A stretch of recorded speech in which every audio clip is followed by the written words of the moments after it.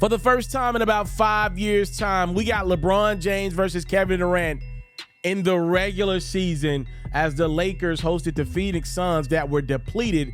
As you see, no Devin Book. He played in the first game, a no-go with a foot injury in game number 2, and still no Bradley Beal. But you did have Josh Okogie and Eric Gordon. How about Okogie snatching the rebound and then EG nailing the 3? You also had this dude, the easy money sniper, making plays for Phoenix as they were clearly shorthanded. Durant puts the Suns up by 12. Here comes LA. It's LeBron finding D'Angelo Russell for 3. And then LeBron swinging that thing around. Guess who's open? Anthony Davis, who had 11 points in the first half.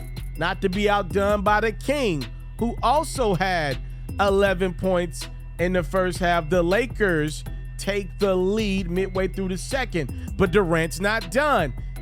The easy money sniper nails jump shots over AD and Cam Reddish. Phoenix led it at the half. Third quarter, it's D-Lo putting EG in a spin cycle. Nasty move from D'Angelo Russell. I will ask you just one time, was that a travel or not? Just asking. I didn't say it was. I'm just asking. Anywho, from here, Durant asks the Lakers, may I have this dance? How about KD going off in the third? 15 points in the frame. The Suns go back up by 12, which means the Lakers would have to make a run in the fourth. And it was spearheaded by guess who? LeBron, who finds Christian Wood for the jam. And then inside we go, the seal from Davis. He dunks it down. In game 1 of the season versus Denver, AD had no points in the second half. Game 2 of the season versus Phoenix, he had 19 second half points, 30 for the game. And then you can't forget about this dude. With the game tied at 87, it's LeBron finishing. Not to be outdone by Durant. LeBron versus KD in 2023. Who would have thunk of? Suns are down 2, 90 seconds to go. Durant bulldozes his way through Austin Reeves. That's an and one, but Durant would go to the line and miss the go-ahead free throw, which means we're still tied at 91 with 70 seconds to go. It's LeBron. Game so nice, you probably should attack the rim twice. 2 grown man finishes puts the Lakers up for good. LeBron goes 21, 8, and 9. Despite 39 points from Durant, LeBron wins the war. Lakers win by 5. I think my Los Angeles Lakers have bumped into a solution for a problem that I can see about to manifest in the atmosphere. Ladies and gentlemen, I was watching the Lakers get their butt kicked by the Denver Nuggets again, this time to kick off the 2023-24 season.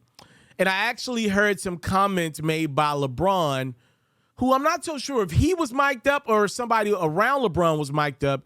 Anywho, LeBron, while the Lakers were trying to make a run against the Nuggets, he said, hey, to the Lakers coaching staff, I'm kind of just floating on the court right now. Y'all know I can play point guard.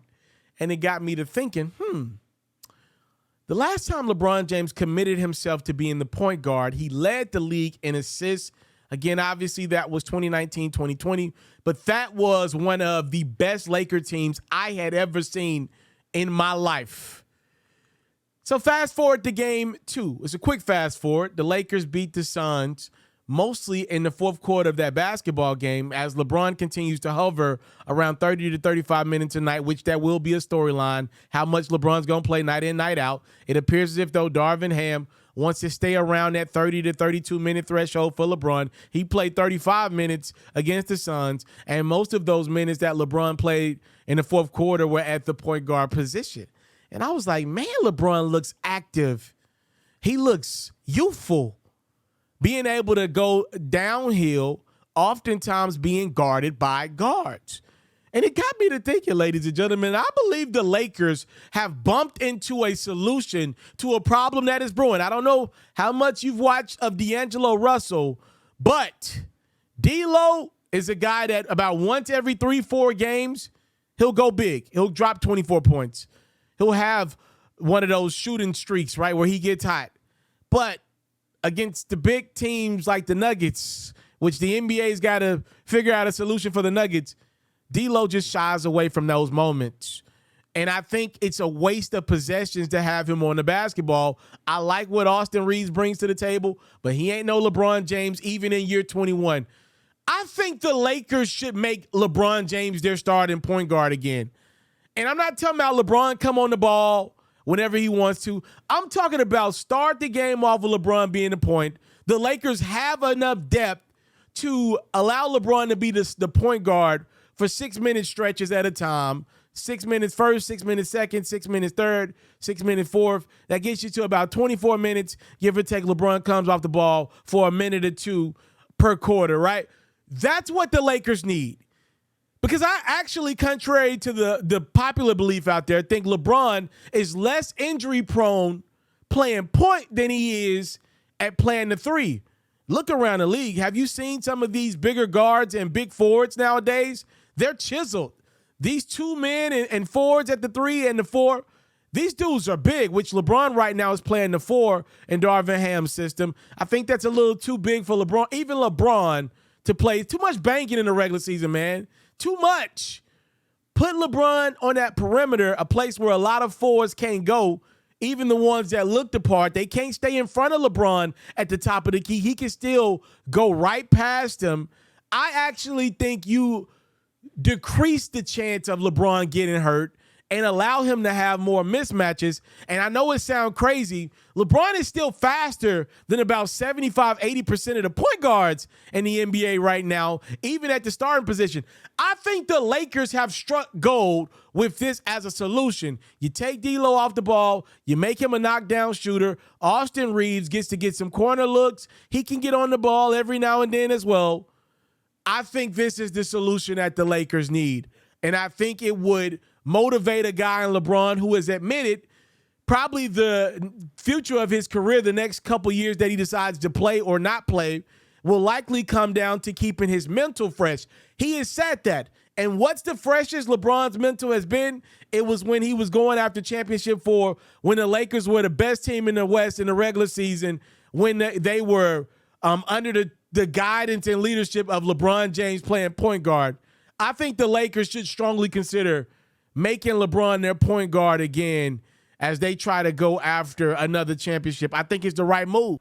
The reigning regular season MVP, Joel Embiid, kicks off his 2023-24 campaign in Milwaukee against Damian Lillard, who was debuting as a Milwaukee Buck. And let's just say Dame got acclimated to Milwaukee quickly. He nails the jump shot as his first points in that Milwaukee green. Tyrese Maxey had himself a game. He responds with a score of his own. How about Giannis, the Greek freak, freaking the rim? And then Dame in the second. I don't even know what happened here. Somehow, some way for his team, Dame made the play. That's a 4-point play to be specific. And then Lillard pulling up. The Bucks are up by double digits. Lillard gets this 3 to roll. That's way too much space for a guy of that caliber. He had 21 points in the first half. Milwaukee led it by 9 at the half. But give Philadelphia credit. Obviously, no James Harden. They stuck around as Embiid nails the 3. And then Giannis is going to take some cookies from the big fella. And who's stopping that? Nobody is the answer to that question. But like I said, Philadelphia, very much so game as Maxey nails the 3. He had 31 points. And then Tobias Harris, who's really good when James Harden is not on the court. Harris had 20 points.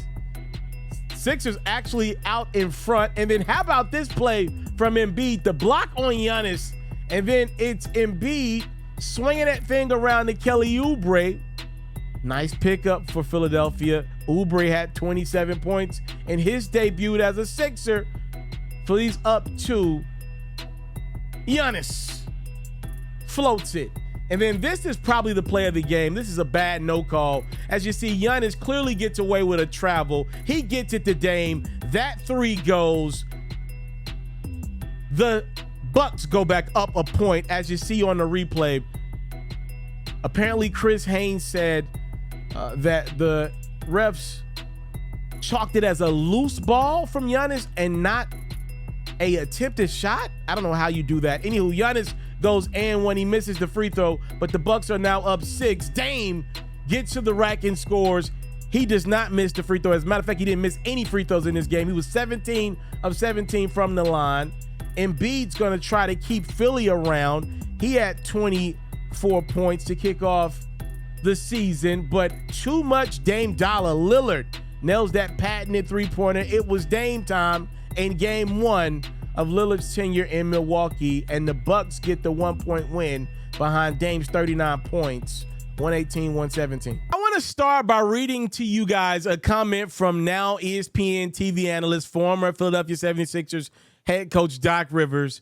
In a recent interview with Dan Patrick, Doc was asked about his relationship with James Harden. Doc said, you know what's funny about our relationship? It was an honest one. I'll tell you that. It's probably why I'm doing TV right now. Doc went on to say, I would say what changed James Harden last season was him not making the All-Star team. It really bothered him. I thought that was egregious. The coaches just didn't put him on. He was leading the league in assists. He was having the best three-point shooting percentage of his career. He was averaging plus 20, and the coaches didn't want to put on the All-Star team. James would never say this, but in my gut, I thought he changed almost immediately. Doc even went as far as to say in that same interview with Dan Patrick that it's easier to coach Ben Simmons than it was James. He really didn't have problems with Ben, despite all the turmoil that happened during Doc's tenure as Sixers head coach. That brings me to my next point. For those who don't know, Chris Haynes did a phenomenal piece of reporting as James Harden was not with the Philadelphia 76ers as they lost to the Milwaukee Bucks. So James apparently got to the airport in preparation to board the team flight to Milwaukee from Philly, and he was met by Philly officials who said, yo, you're not going to Milwaukee. We want you to stay back, ramp up on the workouts, get in game shape. For those who don't know, James had been in Houston for an excused absence by the Sixers. And I want to make sure I say this too. I do owe James Harden an apology. I said I would do this if I found out more information. So y'all know I said I didn't believe nothing was wrong with James Harden. I just believe he wanted to trade out of Philadelphia to the Clippers, and he was pouting because he wasn't getting his way. According to James, his mom was ill. Y'all know I don't play games with people's family members, relatives, especially the mama. You only get one mama in your life. All right? And if James said his mama was ill, I'm going to take that man at his word and believe that he's not going to play around with something like that. So if James was away with an excused absence and then he tries to come back to the team, keep in mind, James works out with Rico Hines, who's now an assistant on that Sixer staff. Rico made the trip to Milwaukee. James is like, well, the coach I want to work out with, Rico Hines, is heading to Milwaukee for the road trip. I want to be with Rico. Why don't y'all let me just go be with the team? The team says no. Stay back in Philadelphia. Work out, get ready, and we'll need you soon, right? Now, the Sixers go on to lose game 1 by a point. You could argue if they had Harden, they'd be better off. I would argue I'm not so sure about that because without James on the ball, you saw Tobias Harris look the best he's looked in quite some time. You saw Tyrese Maxey go get 31, and do you really believe Kelly Oubre would have been able to get 27 with Harden there? I'm not saying that Harden couldn't have led the Sixers to a regular season win because we know he's great in the regular season. What I'm saying is, you know, some of these guys that contributed, I don't think that would have been the case. And you can argue maybe Joel Embiid doesn't struggle from the field the way he does against Giannis and the Bucks if Harden is out there getting him to rock the way he can get him to rock. Again, all that's fair. I'm just saying the Philadelphia 76ers have a great problem on their hands. James still doesn't care for Daryl Morey. And Daryl Morey is still the general manager, VP of that Sixer squad. We shall see how this one plays out. I don't know. I can see it going either way. Do you trade James? But at this point, you're only getting probably 40 cents on a dollar. If you trade him to the Clippers, they already said, we're not giving you Terrence Mann. From what I saw from the Clippers game 1 of the season, they look fantastic as long as they can stay healthy. Why would they go trade for James right now? I don't know. I don't know what is the future for Harden. It appears the immediate future will be in Philadelphia. Here's what I do know. They got a center by the name of Joel Embiid. He is the reigning regular season MVP. The New York Knicks want him badly. And I believe they'd be willing to offer up RJ Barrett and Julius Randle to get Embiid to the Garden. You better keep this dude happy. You know, Philly has made some, to me, clerical errors as an organization over the years. You had Jimmy Butler, and essentially you picked Ben Simmons over Jimmy Butler. That was a mistake. Ben Simmons was a disaster. You hit a lick and get James Harden for Ben Simmons, but now Harden's value is decreasing because he's unhappy. Now you can't really trade James Harden for maximum value with 1 year left on his deal. I can see this very well leading to a Joel Embiid trade demand at some point this year. I hope it doesn't for Philly's sake, but I definitely could see us getting to that point. I want to thank you guys so much for the time, love, and support, and enjoying another episode of the Who's Pharaoh podcast. Please make sure, if you have not done so, you subscribe to the channel for more great quality content with your boy. I'm out. I want to salute you, homie, you know, for building your own thing and doing your own thing. Why build theirs when I believe I can build my own? You've already done it, or I wouldn't be here. I'm already the only elite sports and music journalist in the game today. My goal is simple, to be the best there's ever been. So please don't go. Make sure you subscribe and follow the journey. It truly means everything to me. I tell stories. I talk music. I cover sports. I am culture. I am Pharaoh.